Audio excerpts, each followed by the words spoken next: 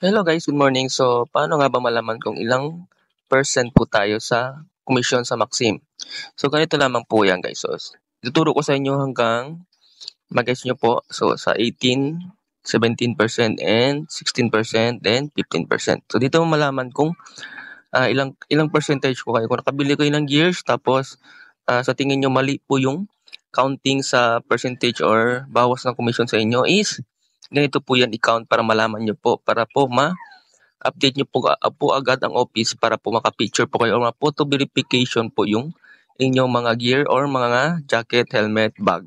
So, para maging 15% po kayo ulit. So, ganito yung count guys or paano po malaman na ang inyong commission or percent po, ilang percent po kayo sa Maxim. Ganito po yan guys. So, first open po natin yung taxi driver app natin.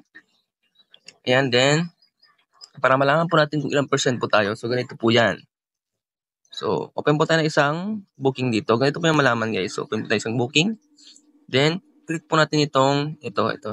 Click po natin yan. Then, ayan, makikita nyo dito guys. Makikita nyo yan guys. Ayan. So, ayan, dyan makita po. So, 61 po yung delivery fee niya, di ba? So, para po makuha natin yung ilang percent po tayo is, i-count, mag-start po tayo sa 60. Kasi yung piso dyan guys is, surcharge po yan. So, yung piso dyan, so, 61 po siya. Then, may surcharge po dyan ang client ng 1 peso. Nakikita nyo dito guys, sa gitna.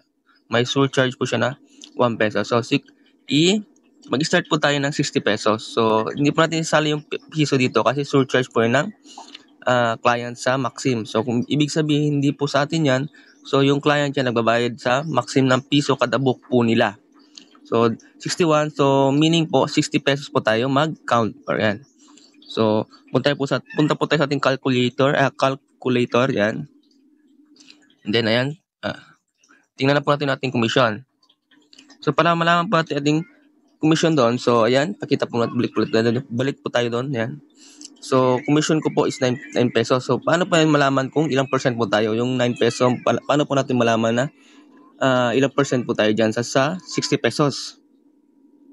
So, balik po tayo sa calculator. Ayan. So, start po tayo 60. Ayan, 60. Then,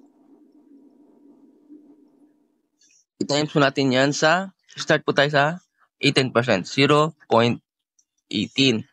So, hindi po tama, hindi po ako 18%. Kasi as you can see dito guys is, dapat po yung commission na mabawas sa akin is, malaman natin kung ilang percent tayo is 9 pesos lamang po. So, 10 pesos lumabas doon, so meaning hindi po ako 18%.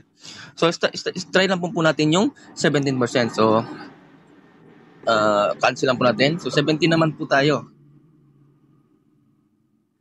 So, ayan. So, 10.2 ulit siya. So, hindi na naman po, di ba po? Balik po tayo ulit doon. Pakita po ulit natin. Ayan, so 9 pesos naman po siya. So, hindi po siya yung tama. So, hindi po ako 17%. Then, i-60 naman po natin. 16%. So, 9.6. So, meaning, hindi din po ako 16%. Kasi nga po, dito po is, dapat 9 pesos lang po yung madidak sa akin. So, meaning, nasa 15% po ako. Ayan. So, priority po yan. So, 15%. So, tama na po siya, di ba? 16 times 0.15%. So, nasa 15% po ako yung commission ko. Ayan. So, kasi guys, so, 9 pesos po. So, 9 pesos po yung commission ko. Meaning po, nasa 15% commission po ako. So, yung commission ko po sa Maxim is nasa 15% po. At yun po ang tamang pag-calculate ng ating commission sa Maxim. Para malaman po natin, no?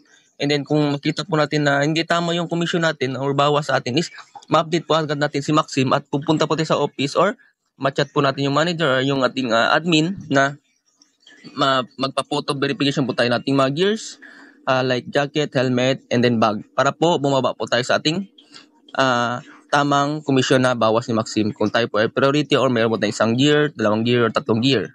So, ganun lang po yung pag-calculate ng komisyon sa Maxim para po hindi po tayo masayangan po sa ating load or hindi po masyadong malaki yung ating nababawas na load. Kaya nga po tayo bumili ng gears para po mababawasan yung ating mga komisyon at maging priority po tayo. So, ganun po yung pag-count po ng komisyon po natin. Dapat ibawas mo natin piso dito. Ulitin ko po guys.